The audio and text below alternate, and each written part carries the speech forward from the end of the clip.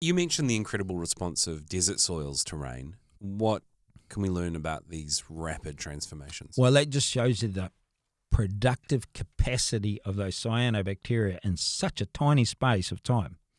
You look at it, that you get a thunderstorm or in the desert, within 2 weeks it's all flowering. Yeah.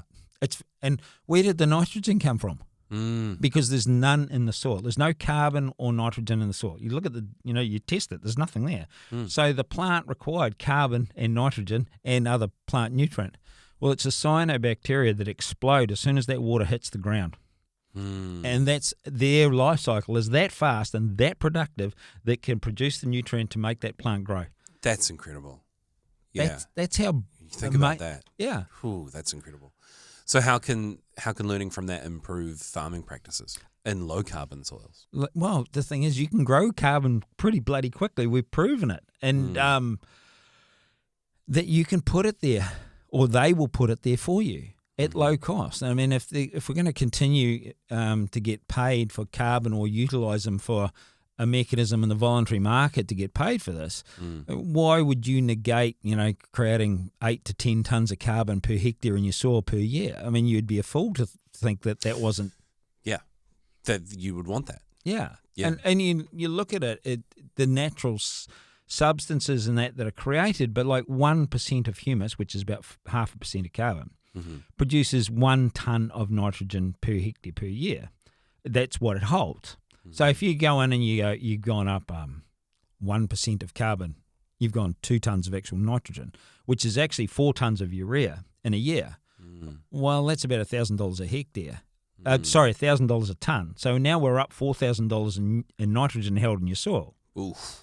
Okay, so who's going to negate that sort of crazy behaviour? Like, oh, no, I'm going to buy mine from Balance at Motunui, like out of Taranaki, going, you're just changing one production mechanism to another.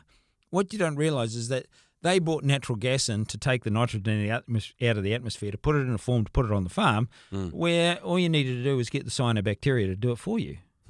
You've got a factory in your soil. And so that's why I say it's like your car. Why are you neglecting your car or your systems? You don't do that. You're foolish. So true. Okay, so in terms of modern farming challenges, how have conventional farming practices degraded soil biology? Well, I mean, that's, when we talk about the EMF that's created, the toxins in the soil, the frequencies from it, everything that they've done has denuded them. And these guys are seriously, they're like me. They're really affected by the EMF. They're really affected by aluminium. They're really affected by the poisons. Right. If you want to knock them out, you just one spray of Roundup and you'll knock them out. It's gone. They're gone. Wow.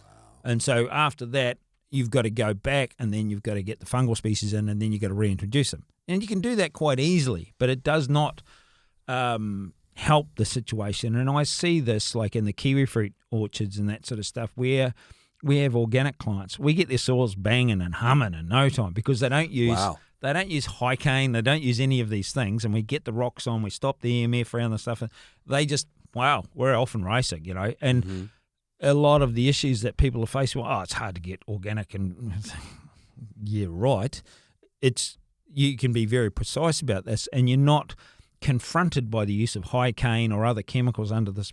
And we change their soils really fast. And then when you go to other orchards, and this is why I gave up on them such a long time ago, was that, if you keep using this stuff, it won't work. Like if you put a poison on, you're going to kill the cyanobacteria. You give up on orchards because the orchardists refuse to sort of be consistent with the advice. Yes.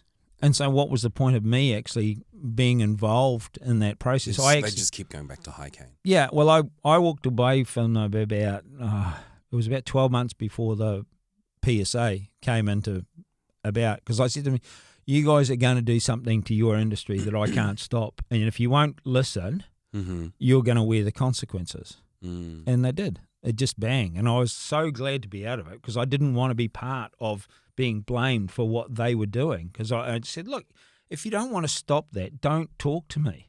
I don't want to, it's a pointless exercise. I think they're obviously still interested in talking to you because there was an orchardist at the open day. Oh, look, they're coming back, and Yeah. they're coming back more and more. But what I'm saying is that what we've seen, the ones that like when He made passion fruit. He Yes. grew passion fruit. Yeah. Yeah. You've got to go through these challenges to come out wiser from the situation. But those organic guys, well, that was a no-brainer to come and talk to me again. Yeah. But it was somebody else that actually asked me, can I come and have a look? And I go, I'm really reticent about going there because of. He said, oh, well, they're organic and they'll listen and then some conventional guys, and we've had some really good results. But I'm just like I don't want to go there if you want to keep doing what you're doing. Fair enough. Yeah, fair enough. It's kind of a waste of your time. So, what is the most urgent next step to reverse the impact of chemicals like Roundup on soils?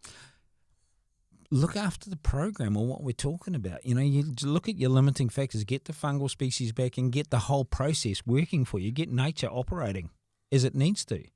Nature is a beautiful beast if you give it the chance.